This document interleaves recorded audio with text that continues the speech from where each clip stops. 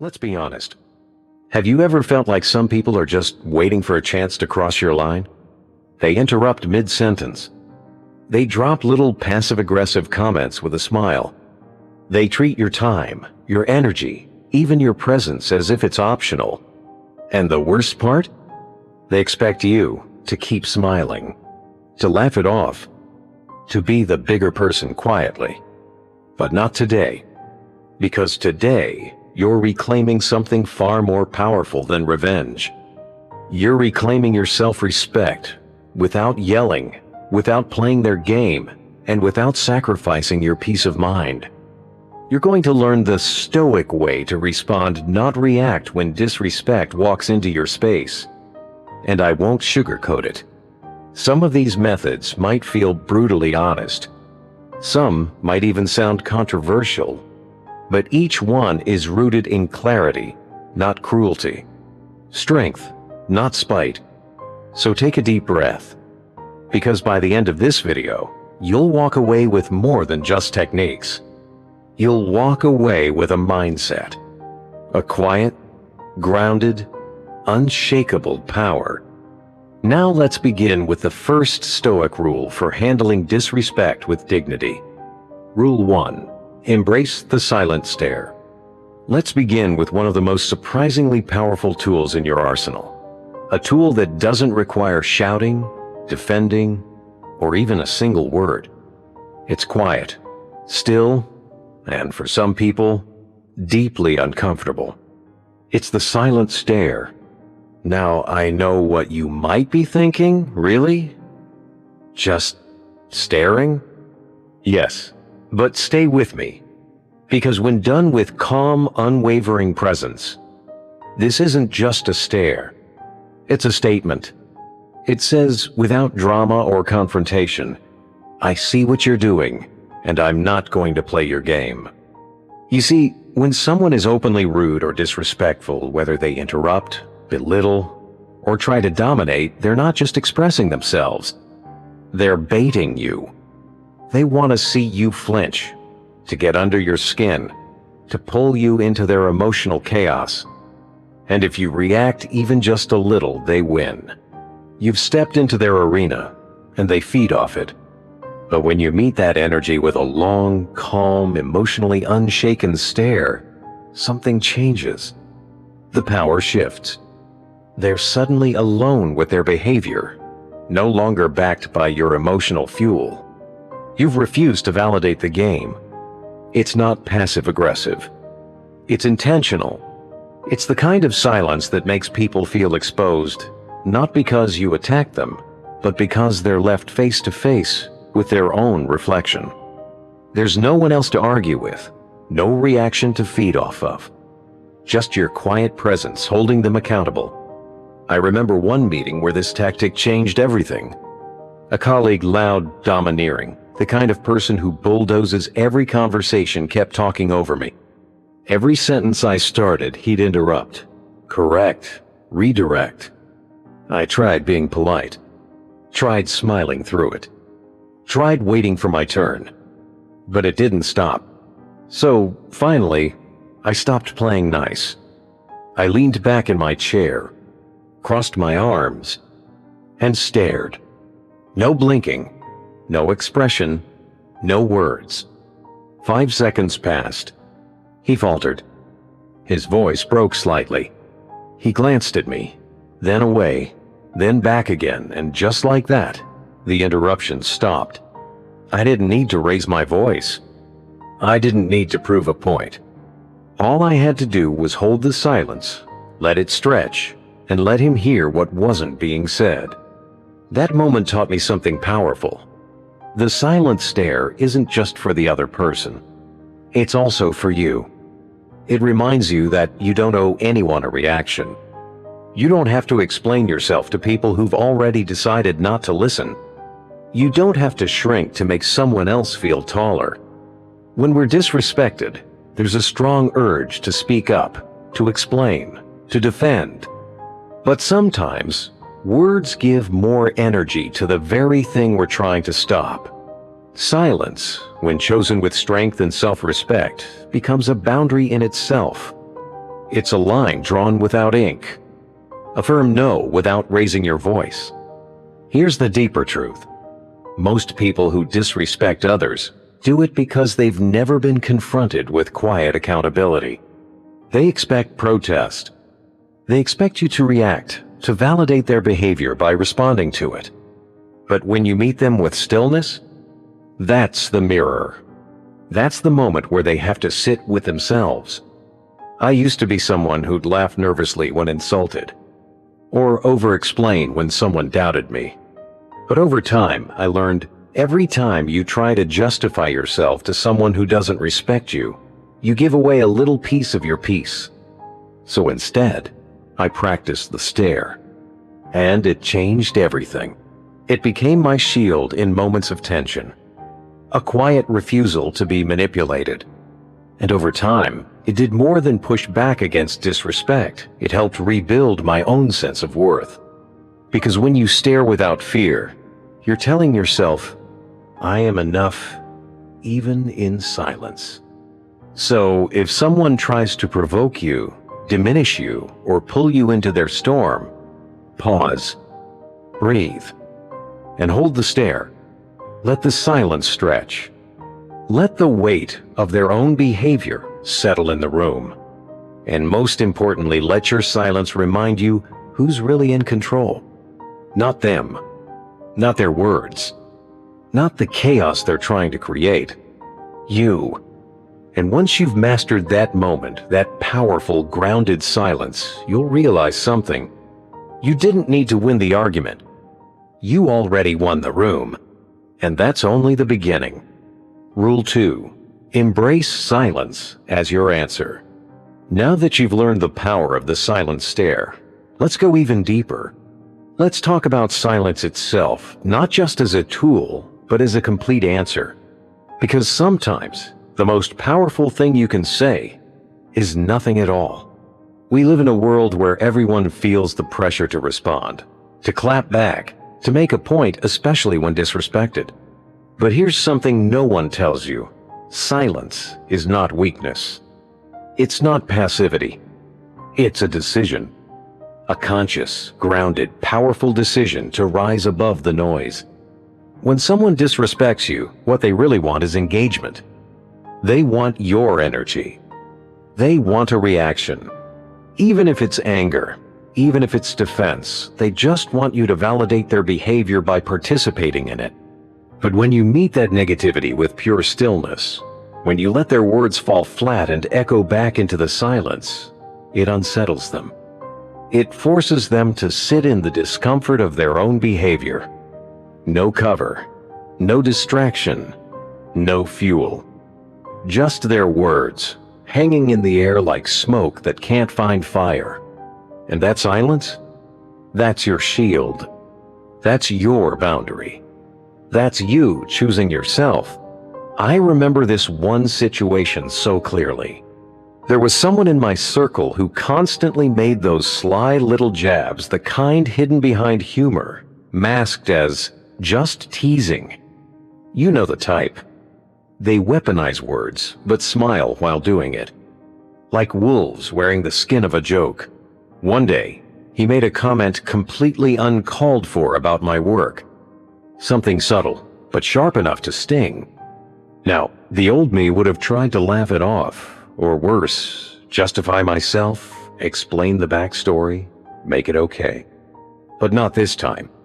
This time, I just looked at him, raised one eyebrow, said absolutely nothing. I let the silence speak, and it did. It filled the room. It made him look around, visibly uncomfortable. He mumbled, looked down, and never tried it again. That moment was proof. Silence doesn't let disrespect win, it starves it. You see, when you stay silent, you're not giving up. You're not backing down. You're choosing to keep your power rather than hand it over. You're saying, you don't get to invade my peace today. It's not about making the other person feel small, it's about making sure you don't make yourself smaller just to respond. Too often, we think we owe people explanations. that we need to respond to every insult, every cheap shot, every passive-aggressive jab. But we don't. You don't owe anyone access to your energy, especially not someone who's trying to drain it. Silence is the boundary that doesn't need to be drawn. It's just felt. Like a room that suddenly loses its heat, making everyone aware of the cold left behind by their own words. And here's the deeper shift. When you stop reacting, when you stop defending yourself in front of people who don't deserve the front row to your life, you start living differently. You conserve energy. You move lighter. You feel stronger. You start choosing your peace over your pride. And I'll be real with you, it took time. It wasn't easy for me at first. There were so many moments where I wanted to clap back, to defend myself, to prove I was right. But every time I did, I left the interaction feeling smaller, not stronger. The turning point came when I realized this. Every response is an invitation, and not every person deserves a seat at your table. Silence taught me that. It taught me that sometimes saying nothing is the loudest, clearest no you can offer. It taught me to value my own energy more than someone else's opinion of me. It taught me to stop explaining my worth and to start embodying it. So, the next time someone disrespects you, mocks you, tries to bait you with their words, try this. Don't engage. Don't explain. Just pause. Breathe. And say nothing. Let them feel the absence of your reaction. Let the silence say, I've outgrown this noise. Let it say, I'm no longer available for your games. And then, when the moment passes, walk away not because you lost, but because you refuse to lose yourself. That, my friend, is the power of silence. And once you've felt it, truly felt the strength that comes from not reacting, you'll realize you're not just avoiding conflict. You're reclaiming your space, your center, your power. And that's the space we'll keep building from in the next rule. Rule 3. Stop explaining your choices. After embracing silence as your answer, it's time to take things one step further. Not only do you have the right to remain silent, you also have the right not to explain. And that brings us to something many of us struggle with daily. Stop explaining your choices. Seriously, how many times have you made a decision that felt right for you only to be met with an avalanche of questions? Why did you do that? Why didn't you show up? Why would you leave that opportunity behind? It's as if people believe they're entitled to an answer for everything we do. But let's be honest, they're not. Your life is not a debate stage. Your decisions are not public property. And your peace of mind shouldn't depend on someone else's approval. Here's the truth most people don't want to admit. When someone questions your choices, they're not always seeking to understand you. More often than not, they're trying to challenge you, to cast doubt, to make you feel unsure, and sometimes to make themselves feel better about not making the same leap. That's not curiosity, it's control disguised as concern. And when you constantly explain yourself, you're not just giving answers. You're giving away your energy. You're letting someone else sit in the driver's seat of your life. You're allowing their questions to shape your confidence, and that is a weight no one needs to carry. Let's go deeper. Why do people feel so entitled to your reasoning in the first place? Often, it's because your courage challenges their comfort. Your willingness to change something, your job, your relationship, your lifestyle, reflects back to them everything they're afraid to do. And instead of applauding your growth, they try to tether you back to their reality. It's not personal, it's their own fear, wearing the mask of curiosity. I remember when I left a stable job to pursue a career that felt more aligned with who I am. People acted like I'd announced I was leaving Earth. Why would you leave something so secure? How are you going to survive? What if it doesn't work out? At first, I gave them answers. I explained my plan, reassured them I had a strategy, tried to show them it made sense. But no matter how much I said, it never seemed to be enough. They didn't want to understand, they wanted to feel right. Then one day, I stopped playing the game. Someone asked me again why I left my old job, and I simply said, because I wanted to. No story, no defense, just that. And I let the silence fill the space. They blinked, shifted, didn't know what to say. And that moment was the beginning of something powerful. Because when you stop explaining yourself, you reclaim ownership. You tell the world and yourself that your choices are not open for commentary. That your life is led by your values, not their expectations. And you'll notice something else. The more you practice this, the more confident you become. When you stop giving full presentations on your personal life, you start trusting your instincts more. You make decisions with clarity, not out of fear of being misunderstood. Let's be real, I used to explain everything. I draft mental speeches before conversations, try to predict every question and prep my defense. But it drained me. It made me small. And it kept me stuck in a cycle of second guessing. Now, I've made a promise to myself.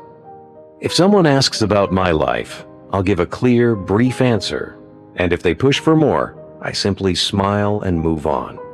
No tension, no performance, just presence. Because the truth is, not everything needs to be justified. Not every decision needs an audience vote. And not every moment of growth needs to be defended. So, here's your challenge next time. Someone questions your choices. Resist the urge to over-explain. Take a breath and say, because I wanted to. Then stop. Let the silence carry the rest. Let it say, I trust myself. Let it say, your understanding is not required. Let it say, this is my life, and I'm living it on my terms. And as you stand in that space of quiet conviction, something beautiful happens. Your peace grows louder than their doubts. Your confidence becomes unshakable. And you begin to see your life, not through the lens of others, but through the clarity of your own vision. And when that moment arrives, when you no longer feel the need to explain, you'll be ready for what comes next. Setting boundaries without saying a word. Rule 4. Keep your distance. After learning to stop explaining yourself, there's another form of quiet power that might feel uncomfortable at first, but it's one of the most liberating acts of self-respect, keeping your distance. Let's be honest, not everyone deserves a front row seat in your life. Some people, no matter how long you've known them, consistently drain your energy, cross your boundaries, or make you feel like less than you are. And one of the clearest signs of inner strength is recognizing when it's time to step back, not out of hatred or coldness, but out of love for your own peace. Keeping your distance isn't about ghosting people or being dramatic. It's about choosing where your energy flows. It's about acknowledging that your emotional resources are finite, and protecting them isn't selfish, it's smart. Think of your life as a carefully curated space, not a free-for-all where anyone can come in, rearrange your thoughts, and leave a mess behind. You wouldn't let someone walk muddy shoes through your home. So why let someone track their negativity through your mind? Here's the thing, some people bring chaos wherever they go. They nitpick, they undermine, they diminish you in subtle ways that are easy to brush off at first.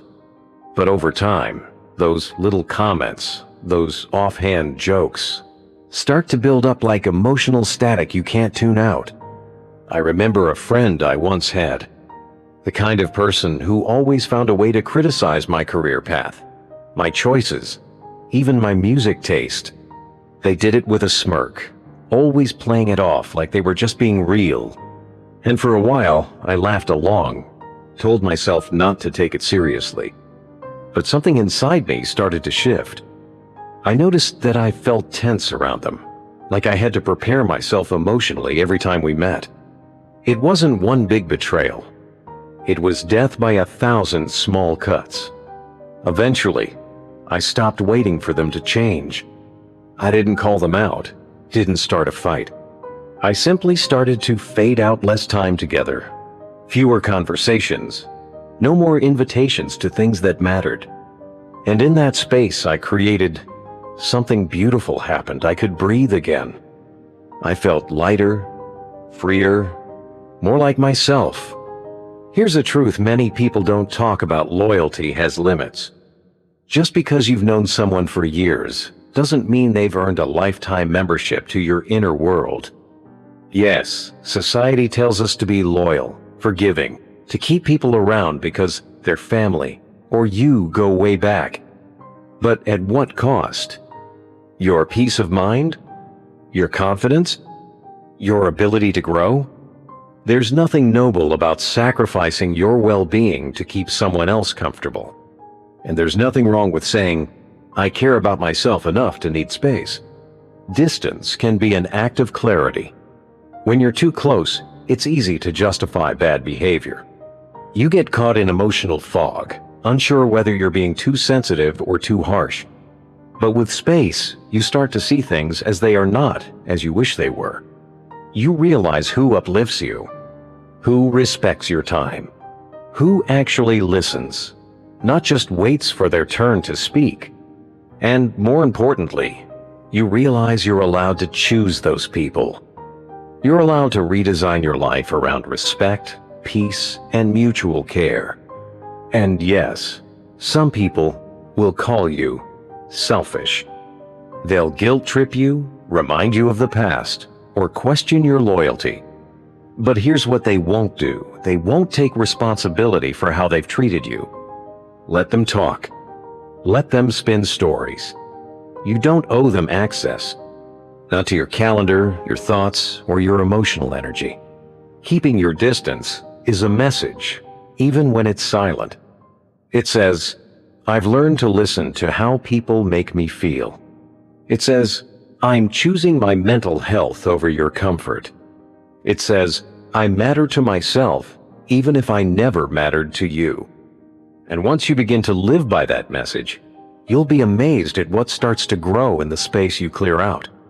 Stronger connections, better boundaries, a deeper sense of peace that doesn't need defending. So if there's someone in your life who consistently disrespects you, don't wait for a dramatic breaking point. Just begin to pull back, bit by bit. Protect your peace like it's sacred, because it is. And when you master that quiet act of separation, you're not just walking away from disrespect. You're walking toward a life that finally feels like yours. Up next, we'll talk about the difference between detaching from toxic people and emotionally detaching from their opinions. Because sometimes, it's not about distance in space, it's about distance in your mind. Rule 5. Hold your head high. After you've created space from people who drain you, there comes a moment where you're faced with a choice: shrink to fit someone else's comfort, or stand tall in your own worth. And that's where this timeless truth enters. Hold your head high. Now I know, at first glance, that might sound like the kind of advice you'd see on an inspirational poster. But the reason it keeps showing up in stories, in speeches, in every confident person you've ever admired, is because it works. It's a classic, yes, but it's also a quiet rebellion, a bold stance, especially in a world that's constantly trying to make you second-guess your value. See, when someone disrespects you, they're not just challenging your words. They're trying to shrink your presence. They want your shoulders to droop, your eyes to lower, your energy to dim. They're hoping to see that flicker of self-doubt, that moment where you start to question if maybe they're right about you. But when you meet their insult with confidence, when you raise your chin, straighten your spine, and look them directly in the eye without flinching, you're sending a message stronger than any comeback could deliver. That message? I know who I am, and your opinion has no power here. There's something almost disruptive about that kind of posture. Not just physical posture, but mental and emotional posture too. Because the moment you decide to stop internalizing someone else's disrespect, you reclaim control. You flip the dynamic from them having the upper hand to you silently owning the room. I remember a time I dealt with someone who, on the surface, was charming, but underneath that smile, they always managed to drop little jabs. A joke here, a sarcastic comment there. Things that might have seemed harmless to someone else, but over time, they wore me down. And I found myself dreading our interactions, anticipating the next veiled insult, the next reminder that I somehow wasn't enough. Until one day, something in me shifted. I didn't argue. I didn't retreat. I walked into that space with my shoulders back, head held high, and a calm smile. And every time they said something meant to sting, I didn't flinch. I didn't explain. I didn't ask for them to stop. I just looked at them with stillness. A look that said, "Your opinion of me isn't something I need to carry." And slowly, they backed off. Not because I fought them, but because they could no longer feed off my insecurity. There's something magnetic about someone who carries themselves with quiet confidence. It throws off those who are used to pushing buttons and getting a reaction. It disrupts the idea that their words define your worth. And it reminds them, and more importantly, reminds you that confidence isn't something anyone gives you. It's something you choose, moment by moment. Let's take it one step deeper. When you hold your head high, you're not pretending to be untouchable. You're showing that even if something hurt, even if the comment stung, you won't let it burrow into your identity. You're saying, "I felt it, but I choose not to live there." That's a power most people don't understand. Because we've been conditioned to believe that humility means shrinking, that confidence is arrogance, that we should soften ourselves so others feel comfortable. But here's the truth. You can be kind and still stand tall. You can be humble and still hold your space. You can be gracious and still refuse to lower your standards. And when you do that consistently, quietly, something beautiful happens. You stop reacting to the world's noise. You start tuning into your own frequency. A frequency of clarity, of calm, of self-trust. It doesn't mean you won't get judged. It doesn't mean people will stop trying to provoke you. But it does mean that their words will start to slide right past you, like pebbles hitting armor. I used to be the type to shrink, to look away when someone made a cutting remark, to explain, over-justify, or even apologize for just existing as I was. But the more I practiced standing tall, the more I realized I didn't need to defend myself. I didn't need to prove anything. I just needed to be grounded, present, and unshakably myself. And that's what holding your head high really is. It's not about arrogance. It's not about pretending you don't care. It's about honoring yourself enough to stand fully in your truth. So the next time someone disrespects you, don't lower your eyes. Don't justify your existence. Just lift your head, take a breath, and let your presence speak the volume your words don't need to. Because at the end of the day, respect doesn't start with them. It starts with you. And the way you carry yourself sets the tone for how the world responds. You don't need anyone's permission to walk tall. You already have it from yourself. And in the next rule, we'll talk about something just as powerful. Not confronting the disrespect, not distancing from it, but mastering the art of walking away entirely, without guilt, without drama, and without ever looking back. We've walked through the fire together today. If even one moment in this video made you pause, reflect, or feel a bit more powerful in your own skin, give it a thumbs up, not just for the algorithm, but as your own quiet signal that you're done tolerating what doesn't serve you.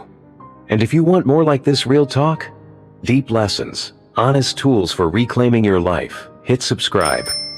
This isn't just about content. It's about building a space where confidence isn't loud, it's steady.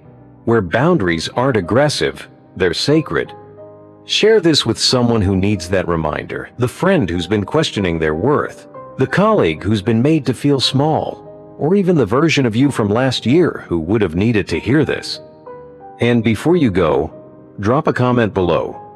Tell me about a time you stood your ground, walked away, or simply chose peace over performance. Your story might be exactly what someone else needs to read today. Until next time, take care of yourself, walk tall, and remember this simple truth: respect always starts with you.